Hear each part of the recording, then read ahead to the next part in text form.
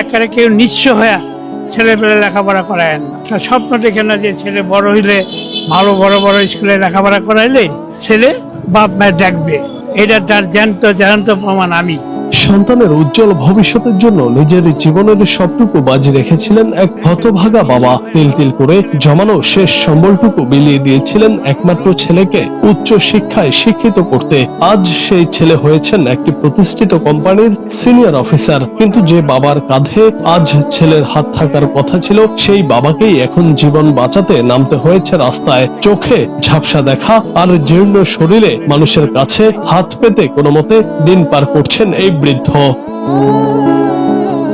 এই কঠিন বাস্তবতার কথা বলতে গিয়ে অশ্রুসিক্ত হয়ে পড়েন তিনি। নিজের জীবনের করুণ অভিজ্ঞতা থেকে অন্য অভিভাবকদের সতর্ক করে তিনি বলেন, একেবারে নিঃস্ব হয়ে কেউ সন্তানকে পড়াশোনা করাবেন না। পড়াশোনা করালে বড় হয়ে সন্তান বাবা মার দায়িত্ব নেবে এমন স্বপ্ন দেখবেন না। আমি তার জীবন্ত উদাহরণ। ত্যাগের বিনিময়ে পাওয়া এই অবহেলা আজ তাকে ঠেলে দিয়েছে অনিশ্চয়তার পথে, যেখানে একবেলা খাবার জোটানোই দায় হয়ে দাঁড়িয়েছে। ছেলে একটাই, ওর কষ্ট লাগে না। Saint Gregory Lakshmibazar saint Gregory school, Dhaka বিশ্ববিদ্যালয়।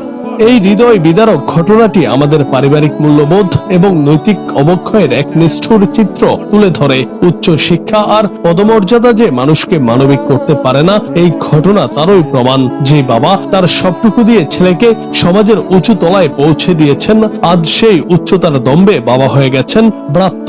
বৃদ্ধ বয়সে নিরাপদ আশ্রয়ের বদলে তার কপালে জুটেছে অবহেলা আর মানুষের করুণা। আমার ছেলে বিকাশ ব্যাংকের সিনিয়র অফিসার। আমার খারাপ লাগে, মানে আমি রাস্তাতে কাঁদছি, বিভিন্ন জায়গায় গেছি। আমি যদি লেখাপড়া না করাইতাম তাহলে আজকে আমার এই পজিশন হতো না। তুমি লেখাপড়া করাইছো কেন? তুমি অতিরিক্ত বিলাসিতার কারণে তুমি লেখাপড়া করাইছো। বর্তমানে এই অসহায় বাবার দিন কাটছে অর্ধাহারে অনাহারে। অসুস্থ শরীরে চিকিৎসার সামর্থ্য নেই মাথা গোজার ঠাঁই। নিজের একমাত্র সন্তানের এমন অমানবিক আচরণে দিশেহারা এই বৃদ্ধ এখন শুধুই দীর্ঘশ্বাস ফেলেন। আমার বিভিন্ন ধরনের রোগ টোগ হওয়ার পর আমাকে আর কেউ সহযোগিতা করে না। ছেলেটারে পড়াইছি, ছেলে বলে যে তুমি এতদূর পর্যন্ত লেখাপড়া করাইছো কেন? জুনায়েদ আহমেদ, বাংলা টিভি।